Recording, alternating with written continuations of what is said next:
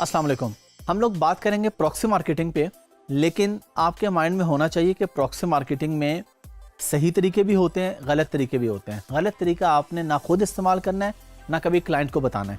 वैसे नॉर्मली अब हम प्रॉक्सी मार्केटिंग यूज़ नहीं करते, ये एक थोड़ा सा ओल्ड मेथड है, लेकिन आपके इन्फॉर्मेशन में होना चाहिए। हो सकता है फ्यूचर में दोबारा ज़रूरत पड़े इसकी। प्रॉक्सी मार्केटिंग में बेसिकली होता है गिव अवेज आप करते हैं। गिव अवे का मतलब है फ्री में आइटम देना, और उसके अगेंस्ट आप रिव्यू लेकर आते हैं अपनी प्रोडक्ट के ऊपर। अब ये गिव अवेज हम ऐसे नहीं शुरू कर देते कि कोई भी प्रोडक्ट है बस उसे गिव अवे कर दें और उसके अगेंस्ट हम रिव्यू लेके आ जाएं। रिव्यूज़ की भी एक परसेंटेज है। अमेज़ॉन देखता है कि अगर आपकी रिव्यू रेट 7% से ऊपर जा रहा है तो वो आपका अकाउंट सस्पेंड कर सकता है, क्योंकि रियलिस्टिकली इतने रिव्यूज़ नहीं आते। अगर आपकी सेल हुई है 100 यूनिट, तो जो नॉर्मल मेथड चलता है उसमें ये होता है कि आपको एक रिव्यू आता है। 100 सेल्स के बदले एक रिव्यू। लोग बॉदर नहीं करते ना रिव्यू देना। नेगेटिव वाले तो फ़ौरन बॉदर करते हैं, पॉजिटिव वाले नहीं बॉदर करते। वो कहते हैं ठीक है, अच्छी प्रोडक्ट है, मिल गई है, पैसे दिए थे, फ्री में तो नहीं मिली, पैसों के अगेंस्ट मिली है, तो रिव्यू क्यों दें। तो नॉर्मली लोग रिव्यू आपको नहीं देते। तो अगर आप खुद से रिव्यू लेके आएँ और इतने ज़्यादा रिव्यू ले आएँ तो अमेज़ॉन को पता चल जाता है कि ये फेक रिव्यूज़ हैं। तो फेक रिव्यूज़ नहीं लेके आने होते। हाँ, गिव अवेज जहाँ तक अमेज़ॉन हमें अलाउ करता है कि जी इतने आप गिव अवेज कर सकते हैं, अमेज़ॉन खुद हमें अलाउ करता है। अभी वो चलता है या नहीं चलता, अमेज़ॉन कहता है जी 90% ऑफ पे आप दे दें, आप ये कर लें, आप पीपीसी के थ्रू कर लें, आप वाइन प्रोग्राम के थ्रू ले आए। तो जो तरीके अमेज़ॉन अलाउ करता है हम उन तरीक़ों से सिर्फ रिव्यूज़ लेके आएंगे, फेक रिव्यूज़ हम नहीं लेके आएंगे। अब गिव अवे में आपको हीलियम 10 बताता है। जब मैंने आपको हीलियम 10 बताया था उसमें आपको याद होगा कि हमने देखा था हमें CPR 8 डेज गिव अवे बता रहा होता है, वो रिकमेंडेड कि 8 दिनों में इतने गिव अवे करने हैं तो आपने रैंक हो जाना है। अच्छा, प्रॉक्सी मार्केटिंग में होता क्या है, ये नॉर्मली आउटसोर्स होती है। ये आपके लिए एक अलग से इनकम स्ट्रीम भी हो सकता है और एक एक्स्ट्रा इनकम स्ट्रीम भी हो सकता है, या आप इसको आउटसोर्स भी कर सकते हैं। जिस तरह मैंने बताया अकाउंटेंट का काम आउटसोर्स है, लिस्टिंग जो आपका कंटेंट तैयार होता है वो आउटसोर्स है, आपकी जो पिक्चर्स हैं वो आउटसोर्स होनी है। लेकिन एज ए VA आपका काम है इन सब चीज़ों को मैनेज करना। तो प्रॉक्सी मार्केटिंग में क्या होता है, हम एक वर्ड यूज़ करते हैं जेनी। जेनी अब एक फीमेल नाम है, लेकिन जेनी कोई लड़का भी हो सकता है, कोई लड़की भी हो सकती है, कोई बाबा भी हो सकता है, बाबी भी हो सकती है। हमने बस एक नाम रख लिया, एक फर्जी नाम, कि जिसको हम फ्री में प्रोडक्ट दे रहे हैं वो जेनी है। अब हम डिफरेंट फेसबुक ग्रुप्स में जाते हैं, फेसबुक ग्रुप से लोग ढूंढते हैं, उनको बताते हैं जी हमारी नई प्रोडक्ट आई है, हम ये आपको देंगे, फ्री में देंगे, आपने इसके अगेंस्ट हमें ऑनेस्ट रिव्यू देना है। इसमें किसी हद तक इन्फ्लुएंसर मार्केटिंग भी आ जाती है। इन्फ्लुएंसर मार्केटिंग भी यही होता है ना, हम किसी को कहते हैं जी आप वीडियो बनाएं हमारे प्रोडक्ट पे, अनबॉक्स करें। आपने कभी वीडियो देखी होगी यूट्यूब पे कि कोई बंदा अनबॉक्स कर रहा है, दिखा रहा है जी मैंने ये ऑर्डर किया था, मुझे मिला है। भाई आपको भी ऑर्डर मिलते हैं, मुझे भी मिलते हैं। हम में से कभी कोई इतना खुश हुआ है कि वो वीडियो बनाया कि जो मुझे प्रोडक्ट मिली है। ये वो लोग खुश होते हैं जिनको फ्री में मिलती है और बल्कि साथ पैसे भी मिलते हैं। मार्केटिंग है ना।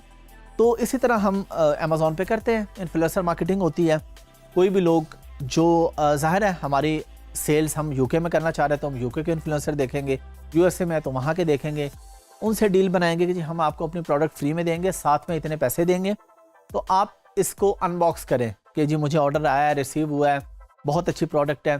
तो रिव्यूज़ वगैरह इसी तरीके से आप लोग बिल्ड करते हैं, लेकिन इसमें हम सिर्फ लीगल वे से बिल्ड करेंगे। अगर अमेज़ॉन इन्फ्लुएंसर मार्केटिंग जब जब अलाउ करेगा तब करेंगे। वाइन प्रोग्राम जो मैं आपको ऑलरेडी बता चुका हूँ, वाइन में तो अमेज़ॉन खुद आपको कहता है जी मैं आपको रिव्यू ला के देता हूँ, तो वहाँ पे तो हमें मसले की बात ही कोई नहीं है। तो प्रॉक्सी मार्केटिंग का ओवरऑल कॉन्सेप्ट ये है कि फ्री में आइटम जा रही है और उसके अगेंस्ट रिव्यू आ रहा है। अच्छा, कुछ केसेस में ये होता है कि उसके अगेंस्ट रिव्यू भी नहीं आ रहा होता, हम खुद नहीं लेके आते, हम आइटम फ्री में देते हैं, लेकिन हम कहते हैं आपने रिव्यू नहीं देना। हमें क्यों नहीं देना? क्योंकि बाज़ दफ़ा हमें सेल्स वेलोसिटी चाहिए होती है, रिव्यू नहीं चाहिए होते हैं। रिव्यू ज़्यादा आ जाए तो अकाउंट सस्पेंशन की तरफ जा सकता है। तो हम सेल वेलोसिटी बिल्ड करने के लिए, सेल वेलोसिटी क्यों बिल्ड करते हैं? ताकि हमारे कीवर्ड्स रैंक हों। हम कहते हैं जी पिलो का कीवर्ड है, उस कीवर्ड के अगेंस्ट आज 50 सेल्स आनी चाहिए, रिव्यू चाहे कोई भी ना आए। तो अमेज़ॉन देखता है कि अच्छा इस कीवर्ड के अगेंस्ट इस बंदे को इतने सेल्स आ रही हैं, तो अमेज़ॉन आपको बेहतर BSR दे देता है, जो बेस्ट सेलर रैंक हमने डिस्कस किया था, इस बेस पे कि आपकी सेल्स अच्छी आ रही हैं। तो ये सारी चीज़ें मैटर कर रही होती है। ज़रूरी नहीं है कि जो चीज़ मैंने आपको बता दी वो सिर्फ उसी लाइन में यूज़ होगी। प्रॉक्सी मार्केटिंग मैंने आपको बताई, लेकिन हो सकता है प्रॉक्सी मार्केटिंग भी आप करें, रिव्यू फिर भी ना लेके आएँ। तो ये सारी चीज़ें हमारे सर्कमस्टांसेस पे डिपेंड कर रही होंगी कि अभी हमें ज़रूरत किस चीज़ की है। क्या हमें सेल वेलोसिटी की ज़रूरत है, क्या हमें रिव्यूज़ की ज़रूरत है, क्या हमें फीडबैक की ज़रूरत है। जिस चीज़ की ज़रूरत है हम वो वाला काम करेंगे।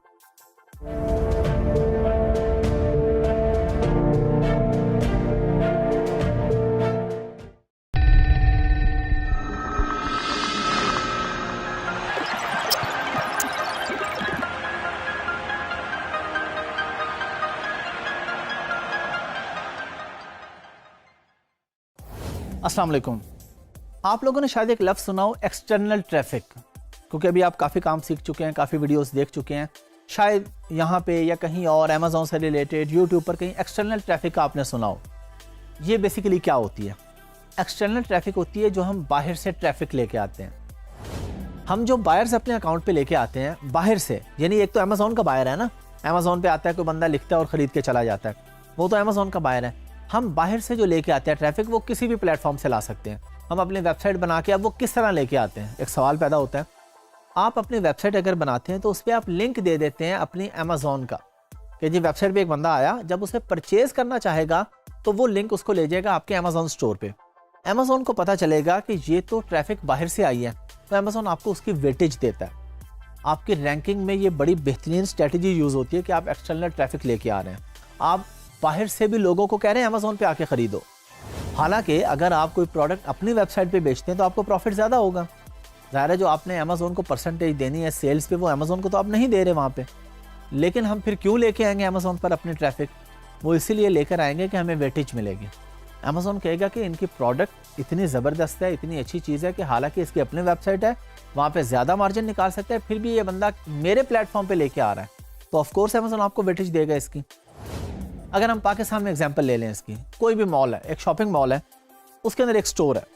अब उस स्टोर पे कुछ लोग खुद ही आ रहे हैं, आते हैं उस स्टोर पे बाय करके चले जाते हैं। लेकिन एक बंदा क्या करता है, वो अपने दोस्तों को बताता है कि यार मैं तुम्हें उस स्टोर पर लेकर जाऊँगा और वहाँ से तुम चीज़ें लेना, बहुत ज़बरदस्त है। अब जब वो बंदा 4-5 दफ़ा अपने दोस्तों को स्टोर पे लेके आएगा तो स्टोर वाला उस बंदे को वेटेज देगा। वो कहेगा कि ये खुद तो आता है मेरे स्टोर पे, लेकिन ये दूसरे लोगों को भी लेके आ रहा है, तो वो कोई ना कोई बेनिफिट भी उसको दे सकता है। हो सकता है उससे कहे कि जी मैं तुम्हें कोई गिफ्ट देता हूँ, तुम फ्री में कोई एक चीज़ ले लो, या मैं तुम्हें कोई परसेंटेज देता हूँ कि तुम बाहर के ट्रैफिक मेरे पास लेके आ रहे हो। तो अमेज़ॉन के काम में ये बहुत ज़्यादा ज़रूरी है।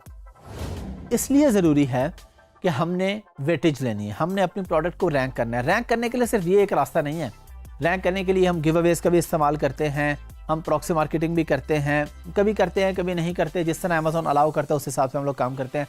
हम लोग पीपीसी पे भी काम करते हैं। पीपीसी को मैं आपको प्रॉपर बता चुका हूँ, शुरू में आपको प्रॉपर पीपीसी सिखा चुका हूँ, फिर दरमियान में आकर मैंने आपको बताया कि पीपीसी पे ऑप्टिमाइजेशन कैसे होती है, क्या करते हैं। ये सारी चीज़ें बेसिकली हम क्यों कर रहे होते हैं? प्रोडक्ट को रैंक करने के लिए। रैंकिंग ये है कि कोई बंदा, अगर मैं ग्लास बेच रहा हूँ तो मेरा ग्लास सामने आना चाहिए ना, अगर वो ग्लास लिखता आके। तो अगर रैंक ही नहीं है मेरी प्रोडक्ट, हम कहते हैं जी हमें ज़रूरत ही नहीं, जी हम क्यों दे ट्रैफिक जी अमेज़ॉन को, हमें क्या फ़ायदा होगा, हमारी प्रोडक्ट रैंक नहीं हो रही। कोई बंदा ग्लास आके लिखता है तो मेरा ग्लास 100वें सफ़े पे कहीं पड़ा हुआ है, तो कौन जाएगा नेक्स्ट नेक्स्ट नेक्स्ट क्लिक करता हुआ कि जी लास्ट पे कोई बंदा कितने का बेच रहा है।